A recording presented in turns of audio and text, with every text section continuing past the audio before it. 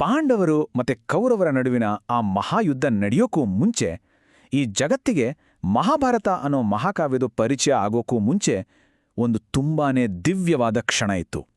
ಆ ಒಂದು ಕ್ಷಣದಲ್ಲೇ ಮಹಾಭಾರತದ ಬೀಜ ಮೊಳಕೆಯೊಡೆಯಿತು.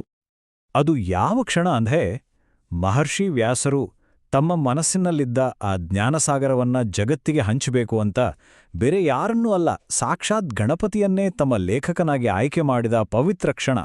ಬನ್ನಿ, ಆ ಕಥೆ ಏನು ಅಂತ ಈಗ ನೋಡೋಣ. ಸರಿ, ಮಹಾಭಾರತದ ಈ ಸುದೀರ್ಘ ಪಯಣದಲ್ಲಿ ನಮ್ಮ ಮೊದಲ ಹೆಜ್ಜೆ, ಮೊದಲ ಪರ್ವ, ದಿವ್ಯ ಲೇಖಕ ಗಣಪತಿ. ಈ ಕತೆ ಶುರುವಾಗೋದೇ ಪರಾಶರ ಮತ್ತು ಸತ್ಯವತಿಯರ ಮಗ, ಜ್ಞಾನದ ಸಾಕಾರ ರೂಪದಂತಿದ್ದ ಮಹರ್ಷಿ ವ್ಯಾಸರಿಂದ. ಅದೆಂಥ ಜ್ಞಾನ ಅಂದ್ರೆ, ಅವರ ಮನಸ್ಸಿನಲ್ಲಿ ಇಡೀ ಬ್ರಹ್ಮಾಂಡದ ಜ್ಞಾನವೇ ಅಡಗಿತ್ತು ಅಂತ ಹೇಳ್ತಾರೆ. ಒಂದು ಕ್ಷಣ ಯೋಚನೆ ಮಾಡಿ ನೋಡಿ, ಇಡೀ ಮಹಾಭಾರತ, ಅದರಲ್ಲಿ ಬರೋ ಪಾತ್ರಗಳು, ಆ ಘೋರ ಯುದ್ಧಗಳು, ಧರ್ಮ ಅಂದ್ರೆ ಸನ್ಮಾರ್ಗದ ಸೂಕ್ಷ್ಮಾತಿ ಸೂಕ್ಷ್ಮ ವಿಚಾರಗಳು, ಇದೆಲ್ಲವೂ ಅವರ ಮನಸ್ಸಿನಲ್ಲೇ ಒಂದು ಪರಿಪೂರ್ಣ ದಿವ್ಯ ದೃಷ್ಟಿಯಾಗಿ ಅಡಗಿತ್ತು. ಅದು ಕೇವಲ ಒಂದು ಕಥೆಯಾಗಿರಲಿಲ್ಲ, ಅದೊಂದು ಇಡೀ ಬ್ರಹ್ಮಾಂಡವೇ ಆಗಿತ್ತು. ಆದ್ರೆ ಈ ಜ್ಞಾನ ಕೇವಲ ಅವರಿಗಷ್ಟೇ ಸೀಮಿತ ಆಗಿರಲಿಲ್ಲ, ಅದು ಇಡೀ ಮನುಕುಲದ ಒಳಿತಿಗಾಗಿತ್ತು. ಆದ್ರೆ ಈ ಜ್ಞಾನಸಾಗರವನ್ನ ಜಗತ್ತಿಗೆ ತಲುಪಿಸೋ ಜವಾಬ್ದಾರಿ ಇತ್ತಲ್ಲ, ಅದು ನಿಜಕ್ಕೂ ಒಂದು ದೊಡ್ಡ ಹೊರೆಯಾಗಿತ್ತು. ಆವಾಗಲೇ ವ್ಯಾಸರ ಮನಸ್ಸಲ್ಲಿ ಒಂದು ದೊಡ್ಡ ಪ್ರಶ್ನೆ ಮೂಡಿತ್ತು. ಅವರ ತಲೆಯಿಂದ ಹೊಳೆಯಂತೆ ಹರಿಯೋ ಈ ಜ್ಞಾನವನ್ನ ಅಷ್ಟೇ ವೇಗವಾಗಿ, ಅಷ್ಟೇ ದೈವಿಕತೆಯಿಂದ ಬರೆದಿಡೋಕೆ ಶಕ್ತಿ ಇರೋರು ಯಾರು? ಇಡೀ ಬ್ರಹ್ಮಾಂಡದಲ್ಲಿ ಅಂಥವ್ರು ಯಾರಿದ್ದಾರೆ? ವ್ಯಾಸರ ಈ ದೊಡ್ಡ ಪ್ರಶ್ನೆಗೆ ಉತ್ತರ ಖಂಡಿತ ಮನುಷ್ಯರಲ್ಲಿತೋ ಇರಲಿಲ್ಲ. ಅದಕ್ಕೆ ಉತ್ತರ ಸಿಗ್ಬೇಕಾಗಿದ್ದು ದೇವಲೋಕದಿಂದಲೇ. ಈ ಮಹಾನ್ ಕೆಲ್ಸಕ್ಕೆ ಸಾಮಾನ್ಯ ಮನುಷ್ಯರ ಶಕ್ತಿ ಸಾಲಲ್ಲ ಅಂತ ವ್ಯಾಸರಿಗೆ ಚೆನ್ನಾಗಿ ಗೊತ್ತಿತ್ತು. ಹಾಗಾಗಿ ಅವರು ತಮ್ಮ ತಪಸ್ಸಿನ ಶಕ್ತಿಯಿಂದ ಬುದ್ಧಿಯ ಅಧಿದೇವತೆ, ವಿಘ್ನಗಳನ್ನ ನಿವಾರಿಸುವ ಗಣಪತಿಯನ್ನೇ ಮನಸ್ಸಲ್ಲಿ ನೆನೆದರು. ಅಷ್ಟೇ, ಆ ಒಂದು ಕ್ಷಣದಲ್ಲಿ ಕೋಟಿ ಸೂರ್ಯರ ಪ್ರಭೆಯನ್ನ ಮೀರಿಸೋ ತೇಜಸ್ಸಿನೊಂದಿಗೆ ಶಿವಪಾರ್ವತಿಯರ ಪ್ರೀತಿಯ ಮಗ ಗಣಪತಿ ವ್ಯಾಸರ ಮುಂದೆ ಪ್ರತ್ಯಕ್ಷನಾದ. ಆ ದಿವ್ಯ ತೇಜಸ್ಸಿಗೆ ಇಡೀ ಆಶ್ರಮವೇ ಪಾವನವಾಗಿ ಹೋಯಿತು.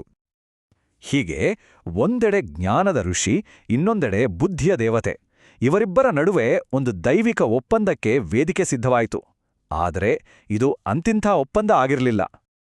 ಗಣಪತಿ ಒಪ್ಕೊಂಡ, ಆದ್ರೆ ಒಂದು ಚಾಲೆಂಜಿಂಗ್ ಕಂಡೀಷನ್ ಇಟ್ಟ. ಮಹರ್ಷಿಗಳೇ ನೋಡಿ, ನನ್ನ ಲೇಖನಿ ಒಮ್ಮೆ ಬರೆಯೋಕ್ ಶುರು ಮಾಡಿದ್ರೆ ಅದು ಒಂದು ಕ್ಷಣ ಕೂಡ ನಿಲ್ಲೋ ಹಾಗಿಲ್ಲ. ನೀವು ಹೇಳೋದ್ರಲ್ಲಿ ಸ್ವಲ್ಪ ಗ್ಯಾಪ್ ಬಂದ್ರೂ ಸರಿ, ನಾನ್ ಬರೆಯೋದನ್ನ ಅಲ್ಲಿಗೆ ನಿಲ್ಲಿಸ್ಬಿಡ್ತೀನಿ. ಇದನ್ನು ಕೇಳಿ ವ್ಯಾಸರು ಒಂದು ಸಣ್ಣ ನಗೆ ಬೀರಿ ಸವಾಲನ್ನ ಸ್ವೀಕರಿಸಿದ್ರು. ಅಷ್ಟೇ ಅಲ್ಲ, ಅಷ್ಟೇ ಚಾಣಾಕ್ಷತನದಿಂದ ಒಂದು ಕೌಂಟರ್ ಕಂಡೀಷನ್ ಇಟ್ರು. ಸರಿ ಗಣೇಶ, ಹಾಗೆಯೇ ಆಗ್ಲಿ. ಆದ್ರೆ ಒಂದು ಮಾತು, ನಾನು ಹೇಳೋ ಪ್ರತಿಯೊಂದು ಶ್ಲೋಕದ ಆಳವಾದ ಅರ್ಥವನ್ನ ಸಂಪೂರ್ಣವಾಗಿ ಅರ್ಥ ಮಾಡ್ಕೊಳ್ದೆ ನೀನು ಒಂದೇ ಒಂದು ಅಕ್ಷರವನ್ನು ಬರೆಯೋ ಹಾಗಿಲ್ಲ. ಅಂದ್ರೆ ನೋಡಿ, ಇದು ಕೇವಲ ಒಂದು ಅಗ್ರಿಮೆಂಟ್ ಆಗಿರಲಿಲ್ಲ, ಇದು ಎರಡು ಮಹಾನ್ ಬುದ್ಧಿವಂತರ ನಡುವಿನ ಒಂದು ಪರೀಕ್ಷೆ. ಒಂದು ಕಡೆ ವ್ಯಾಸರ ಜ್ಞಾನದ ಹರಿವು ನಿರಂತರವಾಗಿರುತ್ತಾ ಅಂತ ಗಣಪತಿ ಟೆಸ್ಟ್ ಮಾಡಿದ್ರೆ, ಇನ್ನೊಂದು ಕಡೆ ವ್ಯಾಸರು ಗಣಪತಿಯ ಗ್ರಹಿಕೆಯ ಶಕ್ತಿಯನ್ನ ಪರೀಕ್ಷೆಗೆ ಒಡ್ಡಿದ್ರು. ಇದು ಸ್ಪೀಡ್ ಮತ್ತೆ ನಾಲೆಡ್ಜ್, ಶಕ್ತಿ ಮತ್ತು ಯುಕ್ತಿಯ ಒಂದು ಅದ್ಭುತ ಬ್ಯಾಲೆನ್ಸ್ ಆಗಿತ್ತು. ಹೀಗೆ ಮಹಾಕಾವ್ಯದ ರಚನೆ ಶುರುವಾಯಿತು. ಆದರೆ ಈ ಜ್ಞಾನದ ಪಯಣದಲ್ಲಿ ಒಂದು ಅನಿರೀಕ್ಷಿತ ಅಡ್ಡಿ ಎದುರಾಯಿತು.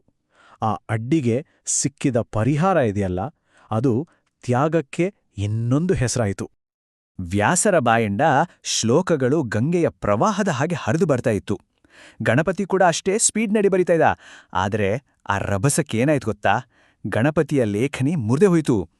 ಜ್ಞಾನದ ಹರಿವು ನಿಂತುಹೋಗೋ ಅಪಾಯ ಎದುರಾದಾಗ ಗಣಪತಿ ಒಂದು ಕ್ಷಣ ಕೂಡ ಯೋಚನೆ ಮಾಡದೆ ಒಂದು ಐತಿಹಾಸಿಕ ನಿರ್ಧಾರ ತಗೊಂಡ.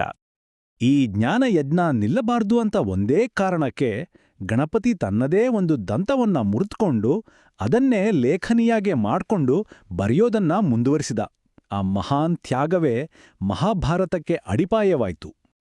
ಆ ಮುರಿದ ದಂತ ಅದು ಕೇವಲ ಬರೆಯೋಕೆ ಬಳಸಿದ ಒಂದು ಸಾಧನ ಅಲ್ಲ, ಅದು ಜ್ಞಾನಕ್ಕೋಸ್ಕರ ಮಾಡಿದ ಅತಿದೊಡ್ಡ ತ್ಯಾಗದ ಸಂಕೇತ. ಯಾವುದೇ ಒಂದು ಒಳ್ಳೆ ಕೆಲಸ ಮಾಡೋಕೆ ಹೊರಟಾಗ ಬರೋ ಅಡ್ಡಿ ಆತಂಕಗಳನ್ನು ನಿವಾರಿಸೋ ಶಕ್ತಿ ಹೊರಗಡೆಯಿಂದ ಬರಬೇಕಿಲ್ಲ, ಅದು ನಮ್ಮೊಳಗೆ ಇರುತ್ತೆ ಅನ್ನೋದಕ್ಕೆ ಇದೊಂದು ದಿವ್ಯ ಉದಾಹರಣೆ. ಹೀಗೆ ಗಣಪತಿಯ ತ್ಯಾಗ ಮತ್ತು ವ್ಯಾಸರ ಜ್ಞಾನ ಇವೆರಡೂ ಒಂದಾದಾಗ ಇತಿಹಾಸದ ಅತಿದೊಡ್ಡ ಮಹಾಕಾವ್ಯ ಭೂಮಿಯ ಮೇಲೆ ತನ್ನ ಅಸ್ತಿತ್ವವನ್ನ ಕಂಡುಕೊಳ್ತು. ಹೀಗೆ ಒಬ್ಬ ಮಹಾನ್ ಋಷಿ ಹೇಳ್ತಾ ಹೋದ್ರು, ಇನ್ನೊಬ್ಬ ದಿವ್ಯ ಲೇಖಕ ತನ್ನ ದಂತದಿಂದಲೇ ಬರಿತಾ ಹೋದ. ಆ ಜಗತ್ತಿನ ಶ್ರೇಷ್ಠ ಮಹಾಕಾವ್ಯನ ಮೊದಲ ಶ್ಲೋಕಗಳು ಭೂಮಿಯ ಮೇಲೆ ಮೂಡಿಬಂದವು. ಈ ದೈವಿಕ ಜೋಡಿಯಿಂದಲೇ ಜಗತ್ತಿನ ಅತ್ಯುನ್ನತ ಮಹಾಕಾವ್ಯ ಮಹಾಭಾರತ ಜನ್ಮತಾಳಿದ್ದು. ಹಾಗಾದರೆ ಈ ಒಂದು ಅದ್ಭುತ ಕಥೆಯಿಂದ ನಾವೇನು ಕಲಿಬಹುದು? ಮೊದಲನೇದಾಗಿ, ನಿಜವಾದ ಜ್ಞಾನ ಅಂದ್ರೆ ಬರೀ ವೇಗ ಅಲ್ಲ, ಅದರ ಜೊತೆ ಆಳವಾದ ತಿಳುವಳಿಕೆಯೂ ಬೇಕು. ಎರಡನೇದಾಗಿ, ದೊಡ್ಡ ಸಾಧನೆ ಮಾಡಬೇಕಂದ್ರೆ ದೊಡ್ಡ ತ್ಯಾಗ ಮಾಡಲೇಬೇಕು. ಎಲ್ಲಕ್ಕಿಂತ ಮುಖ್ಯವಾಗಿ, ದೈವಿಕ ಜ್ಞಾನ ಮತ್ತೆ ದೈವಿಕ ಕ್ರಿಯೆ ಎರಡೂ ಒಂದಾದಾಗ ಲೋಕದಲ್ಲಿ ಅದ್ಭುತಗಳೇ ನಡೆಯುತ್ತೆ. ಆದ್ರೆ ಒಂದು ವಿಷಯ ನೆನಪಿರ್ಲಿ, ಇದು ಕೇವಲ ಆರಂಭ ಅಷ್ಟೇ. ಮಹಾಭಾರತದ ಅಸ್ಸಲಿ ಕಥೆ ಈಗಷ್ಟೇ ಶುರುವಾಗ್ತಾ ಇದೆ. ನಮ್ಮ ಮುಂದಿನ ಪರ್ವದಲ್ಲಿ ಮುಂದೆ ಭೀಷ್ಮ ಅಂತ ಜಗತ್ತಿಗೆ ಪರಿಚಿತನಾದ ದೇವವ್ರತನ ಶೌರ್ಯದ ಕಥೆಯನ್ನ ಕೇಳೋಣ.